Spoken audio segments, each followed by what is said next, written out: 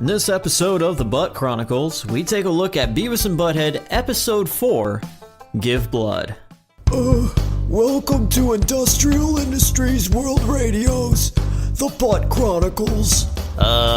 You said welcome. Oh God. Well, hello, ladies and gentlemen, and ass munches alike. Welcome to the Butt Chronicles, your audio guide to everything Beavis and Butt-Head. And I'm your host, DJ Glowing Ice. And today we are getting into episode 4 of Beavis and Butt-Head. This one's called Give Blood. It aired on MTV March 8th, 1993. It's written by Glenn Eichler, David Felton, and Mike Judge, directed by Mike Judge. Okay, so let's jump right into this episode. It's Beavis and Butt-Head in Give Blood. The episode starts on Beavis and Butt-Head's TV in their house as it plays a movie trailer that shows an action hero pulling the spleen out of a man's body. The movie is called The Intern. Cut to Beavis and Butt-Head sitting on the couch. Butt-Head says, "Whoa, that looks cool. We could go if we had some money." Thought bubbles then appear above both the boys' heads, with light bulbs fizzling on and off. Next, they're walking on the sidewalk in their neighborhood singing, "Don't wanna fall in the mud, all I wanna do is sell my blood." Beavis asks how much the blood drive pays for a gallon of blood. Butt-Head advises Beavis to not take their first offer. He also adds that they give you a big old bottle of Mad Dog 2020 to drink before you donate. The boys arrive to the blood drive mobile and look at it from the outside. Around the blood mobile are all different kinds of signs that read different things like, "Thanks, blood donors. We sure wish we could pay you. We need your free blood. Give blood and get a lousy cookie in return. Thank you for giving your blood without thought of compensation." As the boys look at all these signs, Butt-Head says, "Whoa, we're gonna be rich." Inside the bloodmobile, it pans all around the inside. Country music plays in the background as tables and cots are completely covered in blood. There's also syringes and bags of blood that are hanging everywhere. Panning all the way to the right is a nurse at her desk. The nurse, with square-framed eyeglasses and blonde poofy hair, approaches the boys and asks if she could help them. "We got blood," Butt-Head says. Beavis chimes in, "Wanna buy some?"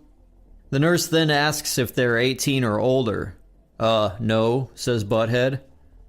She asks if they've been screened for diseases of the circulatory system. "No," says Beavis. The nurse then asks if the boys are on any kind of medication. Both boys simply laugh with cracked looks on their faces. "Good enough. Beggars can't be choosers," says the nurse, in which then she tells the boys to sit down and roll up their sleeves. As the nurse approaches Beavis and Butt-Head with the needles, the boys get nervous and they start to shake. Beavis asks about the Mad Dog 2020. Butt-Head asks if they get anything first. The nurse replies, "Yes, the thanks of the community." The boys scream as the needles stab into their arms and blood bursts out of them.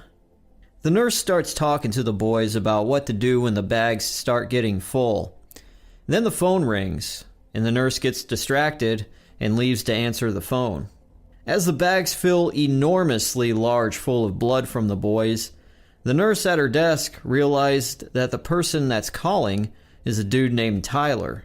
She turns away from the boys and starts yelling at Tyler, saying, "Of course I sound mad. I bear your 3 children, seen you through detox 4 times, then you vanished for 15 years, and now you call me at work? How bad do you think I miss you?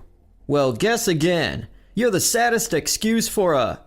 The nurse stops yelling at Tyler when she turns around and sees that Beavis and Butt-Head have their blood bags larger than they are.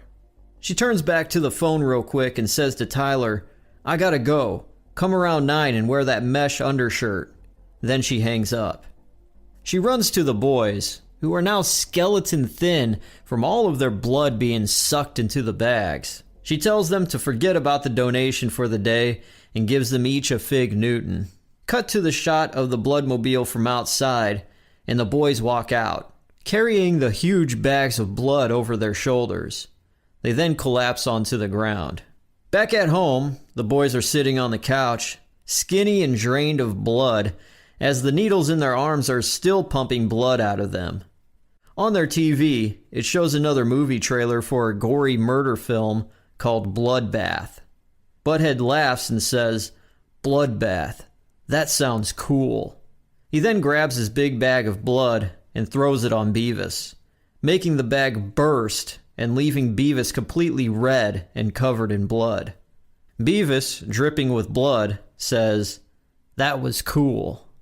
And that's the end of episode 4 of Beavis and Butt-Head, Give Blood. Now let's check out the music videos that played in this episode. Alright, first up we've got Olivia Newton-John with Physical. Butt-Head says, "This sucks," then mentions that a dude's fat, and they change it. The Ramones, "I Wanna Be Sedated." The boys headbang repeatedly throughout the whole video, so needless to say they like it. Big Daddy Kane featuring Barry White with "All of Me Wants All of You." They laugh. Butt-Head says that dude's pitching a tent, and then they change it. Judas Priest with "Painkiller." The boys headbang to it. Butt-Head says he feels like killing himself, then goes on and says that they're guilty and "See you in hell, Rob Halford." Concrete Blonde with "Bloodletting." The boys see a frog in the video, which makes them scream, "Frog baseball!" They like the song and they jam to it.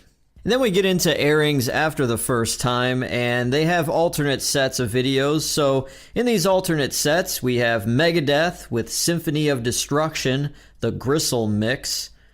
Butt-Head says these guys are cool. They headbang to it. Beavis says, "Dave Mustaine rules." Butt-Head says, "Fire is cool." Sinead O'Connor with "Nothing Compares to You." Beavis says this sucks, but Butt-Head doesn't change it. Halfway through the video, it shows the boys passed out on the couch and drooling. They then inevitably change it. Scatterbrain, "Don't Call Me Dude." Throughout the video, Beavis and Butt-Head say "dude," and they headbang to it. Jackal, the Lumberjack. The boys think it's cool. Butt-Head says chainsaws are cool. And "Did you see Scarface? That was cool." And then we actually have a second alternate set of music videos. I think this episode probably has the most music videos out of any other Beavis and Butt-Head episode. But what they see in the second alternate set is David Lee Roth, Yankee Rose. And Butt-Head says about the two chicks in the video, "Look at all those big thingies. I like when you could see the bottom of the thingies. That's cool." And then when it's the shot of just David Lee Roth, Beavis says, "This is boring." And then they change it. Then there's Gwar with "The Road Behind." The boys love Gwar a lot, and Butt-Head says Gwar kicks ass. Then there's a list of other music videos that we've gone over before in previous episodes, such as Kiss Rock and Roll All Night, Guns N' Roses Garden of Eden, Technotronic with "Move This," Sir Mix-a-Lot with "Baby Got Back," LL Cool J with "Big Old Butt," Rex in Effect with "Rump Shaker," and then Sir Mix-a-Lot again with "Baby Got Back" with just a partial piece of the video. So there's your music videos. Now let's get into the behind the scenes and fun facts. Certain scenes of the episode, preferably inside the Bloodmobile, you'll see Beavis wearing a Slayer shirt and then a Metallica shirt in the next second. This episode was released on the History of Beavis and Butt-Head collection on VHS and DVD, and along with episodes 2 and 3, Mike Judge also hates this episode. IMDb, the Internet Movie Database, gives Beavis and Butt-Head's Give Blood a 7 out of 10. Now, let's get into my review.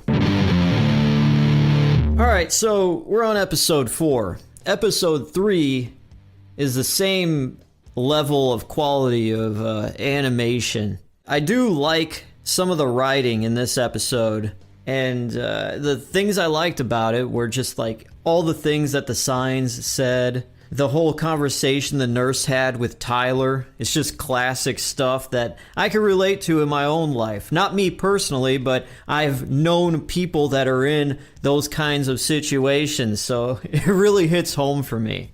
And this is like the first earliest episode that I can remember seeing as a kid in reruns.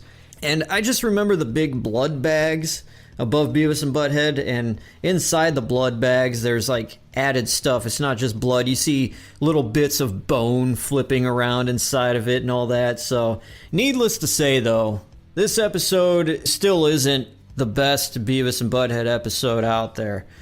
And it's actually quite low on the scale of 1 to 10.